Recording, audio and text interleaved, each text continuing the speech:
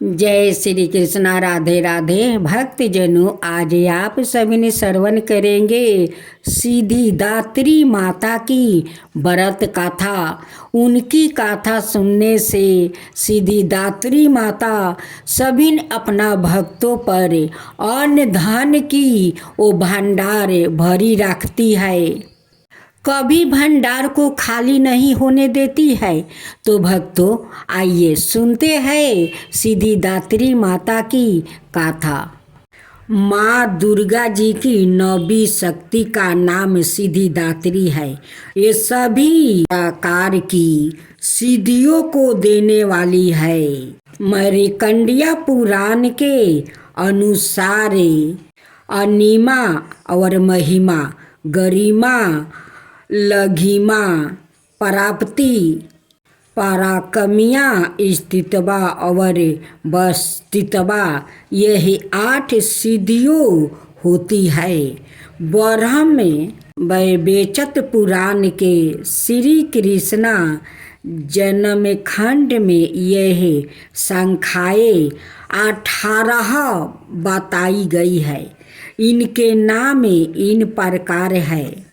माँ सीधी दात्री भक्तों और साधकों को ये सभी सिद्धियों प्रदान करने में समर्थ है। देवी पुराण के अनुसार भगवान शिव ने इनकी कृपा से ही इन सिद्धियों का प्राप्ति किया था। इनकी अनुकंपा से ही भगवान शिव का आधा शरीर देवी का हुआ था। इसी कारण वो लोक में अर्धे नरेश्वर नाम से प्रसिद्ध हुआ। माँ सीधी दात्री 4 भुजाओं वाली है। इनका वाहन सिंह है। यह कमल पुष्प पर भी आसन होता है।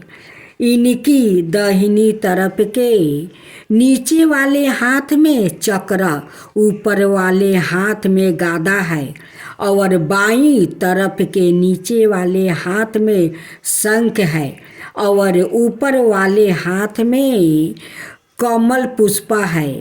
नवरात्रि पूजन के 9वें दिन इनकी उपासना की जाती है। इस दिन स्त्रियां विधि विधान और पूर्ण निष्ठा के साथ साधना करने वाले साधकों को सभी सिद्धियों की प्राप्ति हो जाती है।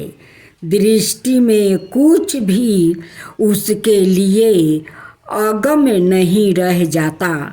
ब्रह्मांड पर पूर्ण विजय प्राप्ति करने की समर्थ उसमें आ जाती है।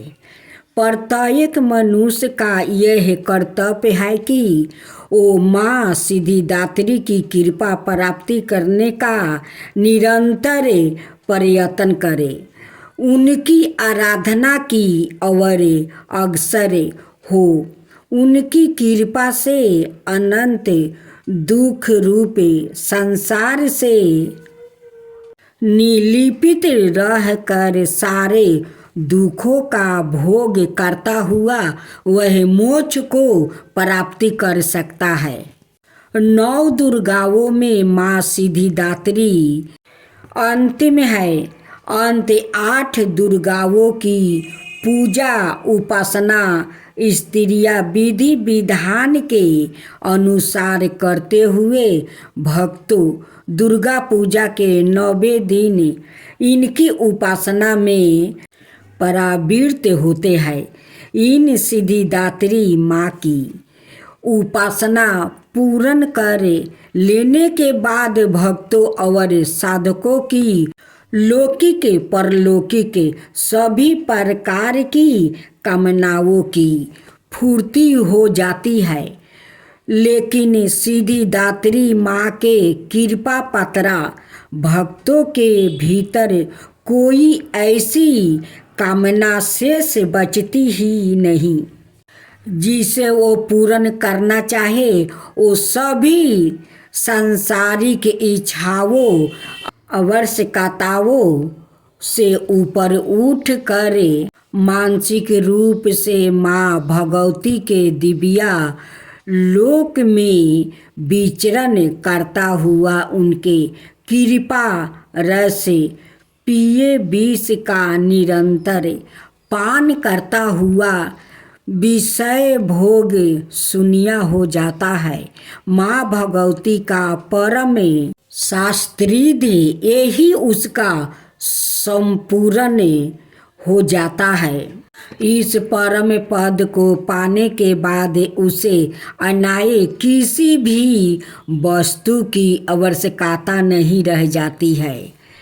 माँ के चरणों का यह शास्त्रीय प्राप्ति करने के लिए हमें निरंतर नियम निष्ठा रहकर उनकी उपासना करना चाहिए।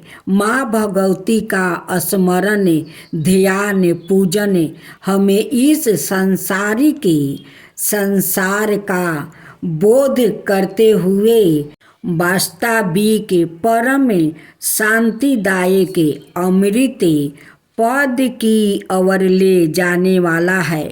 तो बोलो सिद्धिदात्री माता की जय।